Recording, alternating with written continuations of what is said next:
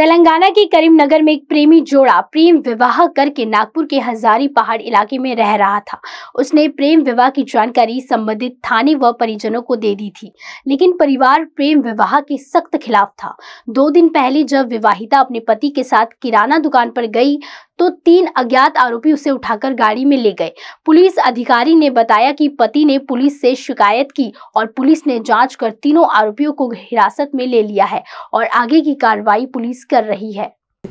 तेलंगणामधून करीमनगर तेलंगणामधून एक लव मॅरेज करून एक पती पत्नी इथे राहण्यास आले होते। हजारी पहाडच्या भागामध्ये ते राहत होते आणि त्यांनी तिथे प्रेम विवाह केल्यानंतर संबंधित पोलीस स्टेशनला माहिती दिली होती। त्यांच्या पालकांना कळवण्याबाबतही त्यांनी सांगितले होते, परंतु त्यांच्या घरच्यांचा यांच्या प्रेम विवाहास विरोध होता, त्यामुळे ते इथे येऊन राहत होते। त्यांच्या घरच्यांशी संपर्क होत नव्हता।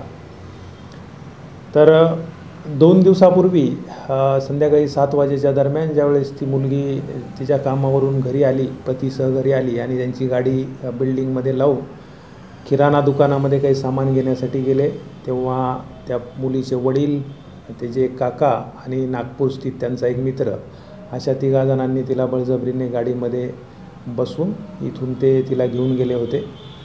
त्याबाबत तिच्या पतीने पोलीस स्टेशनला माहिती दिल्यावर IPC 365-34 अंतर्गत आम्ही गुन्हा दाखल केला होता आणि इथून तिला घेऊन जात्यानंतर आम्ही जी काही गोपनीय माहिती प्राप्त केली त्यानुसार ती गाडी करीमनगरच्या दिशेने जात असल्यावर माहिती मिळाली आणि चंद्रपूर ग्रामीण पोलिसांच्या मदतीने आम्ही त्या गाडीला बल्लारशहाजवळ पकडले।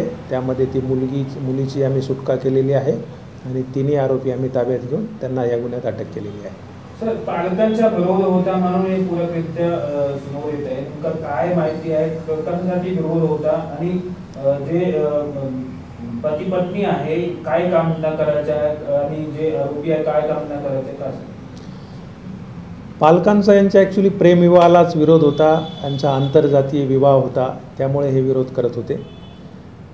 आणि हे जे 2 जण आहेत, दोघंही वर्किंग आहेत। मुलगी आहे ती गव्हर्नमेंट ऑफिसर आहे आणि मुलगा जो आहे तो सुद्धा सॉफ्टवेअरमध्ये काम करतो, तो एका कंपनीमध्ये CEO म्हणून काम करतो। आणि जे यांचे वडील आहे काय काम न करायचे यांचे काय काम? त्यांच्या वडिलांचा तेलंगणा करीमनगर येथे गाड्यांच्या खरेदी विक्रीचा व्यवसाय आहे। त्यांचा जो काका आहे तो पण याच व्यवसायात काम करतो आणि जो 3रा यामध्ये सहभागी आरोपी आहे नागपूरमधला तो पण याच व्यवसायाच्या अनुषंगाने त्यांच्या मागील 20 वर्षापासून संपर्कात आहे।